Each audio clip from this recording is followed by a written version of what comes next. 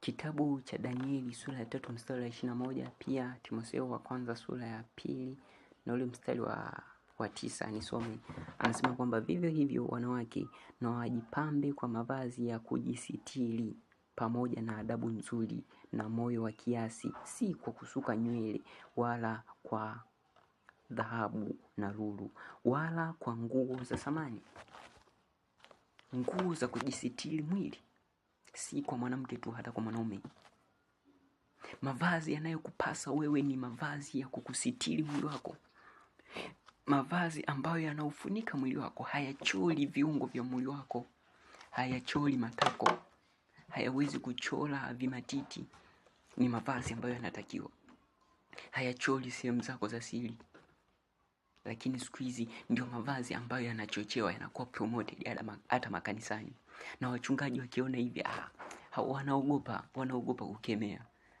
Ninakwambia ya kwamba mavazi yanayompasa mwanadamu yeyote ni yale ya kusitiri mwili.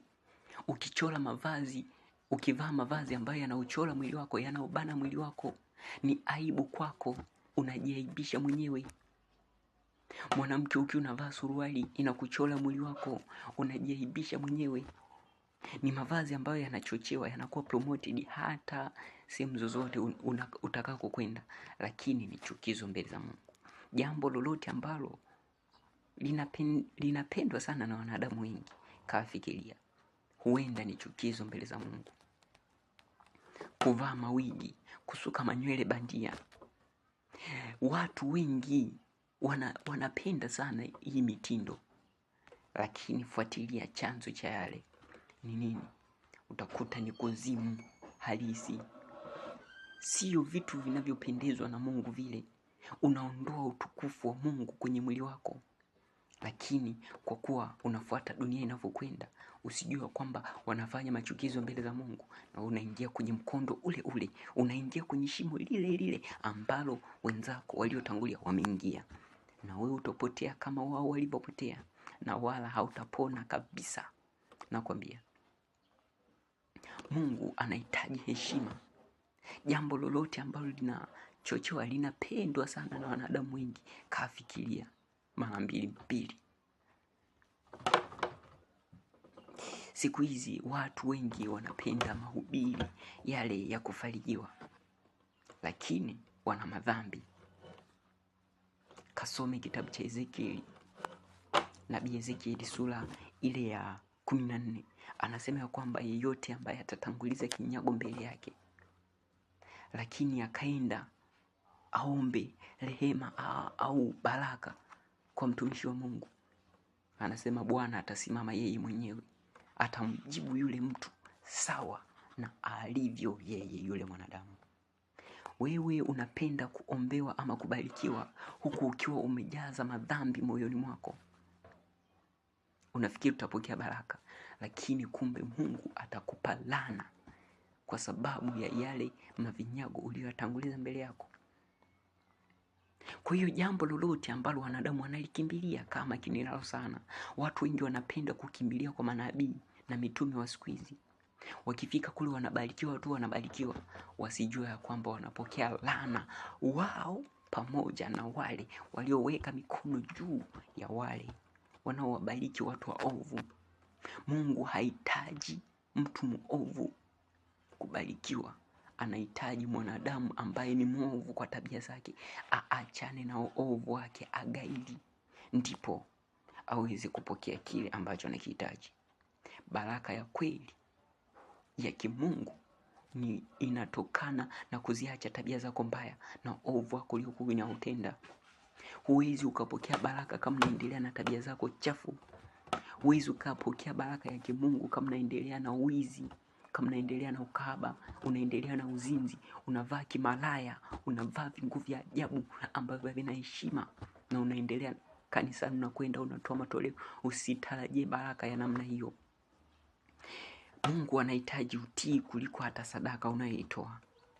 Kuna wakati Sauli alikataliwa, sadaka yake ilikataliwa kwa sababu tu alikuwa anatanguliza kimbelembele sadaka, lakini matendo alikuwa atangulizi kumtii Mungu kila anachomwambia. Mungu akusaidie sana. ni sauti ya mtu aliye nyikani ikisema, tengeneza njia ya Bwana. Kwa nyakati hizi tulizo nazo leo, ukiona jambo lolote linashangiliwa sana au linapewa kipaumbele na watu wengi, wanadamu wengi, hasa waliopotoka, kaa fikiria mara mbili. Tafakari, jiridhishe hata kupitia Biblia kwamba ni jambo linalompendeza Mungu au halimpendezi Mungu. Kuna mambo mengi ambayo wanadamu tunayashabikia sana, hasa kwenye upande wa fashion na style mbalimbali za kuvaa na mitindo mbalimbali. Tuwe makini nayo sana.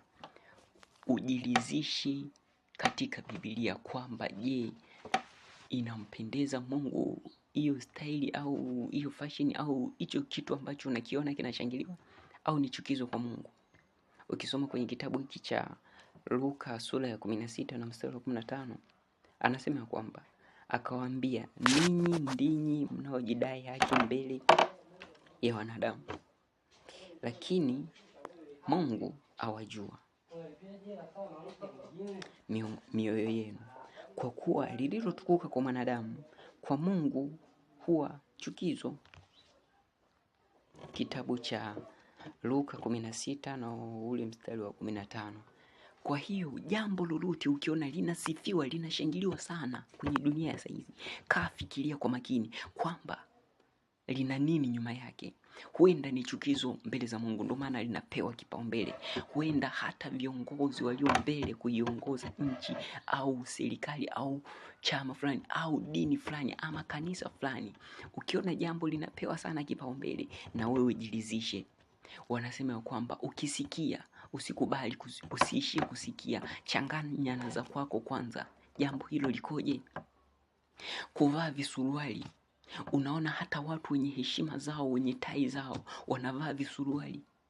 Lakini rudi kwenye kitabu kilichotukuka ambayo ni Biblia.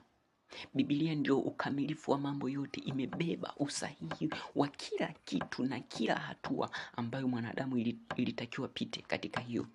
Ukiona mwanadamu anaenda nje kabisa na Biblia, anafanya anayoyajua yeye, tambua ya kwamba utukufu wa Mungu haupo. Anatafuta heshima yake mwenyewe. Kuvaa suruali, ukisoma kwenye kitabu cha Kumbukumbu la Torati sura ya 22 mstari wa 5, anasema ya kwamba mwanamke asivae mavazi yampasayo mwanaume, mwanaume asivae mavazi yampasayo mwanamke. Mwanamke anayevaa suruali hampendezi Mungu. Lakini wengi tunaona ni kifashini fulani ambacho kinauvuma kweli kweli, kinapeta kweli kweli mitaani, lakini ni chukizo mbele za Mungu.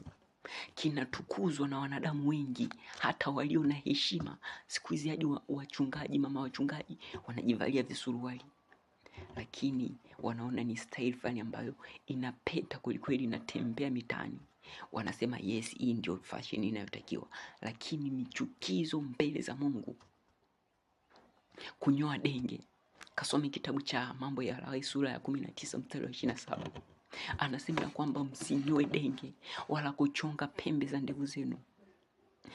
Siku hizi vijana, hata yani tuseme dunia yote ukitazama, ni 99% wananyoa denge. Hata makanisani wanaona ni kistyle fulani, ni kifashion fulani ambacho kinatakiwa kupongezwa. Mtu akinyoa denge anaonekana ni mtu ambaye anakwenda na ulimwengu wa kidigitali. Lakini nikwambia kwamba lililotukuka kwa mwanadamu kwa Mungu ni chukizo. Wananyoa denge kama ni fashion ambayo ni nzuri, lakini ni chukizo, ni uchafu mbele za Mungu. Yesu akirudi utaachwa, hautachukuliwa. Wataingia walio watakatifu, walio yatii maneno yake. Wewe unanyoa denge, unajivalia kisuruali afu ni mwanamke, au unavaa kisuruali kimodo kinakuminya makalio. Utaingia mbingu ya nani? Hautaingia popote. Pia swala la kuvaa mavazi ya kusitiri mwili. Biblia kwa ujumla imetutaka tuvae mavazi yenye kusitiri mwili. Ukisoma kwenye kile kitabu cha Danieli sura ya 3 mstari wa 21, pia kasome kitabu cha Timotheo wa kwanza, anaeleza kwamba mavazi yanayotupasa sisi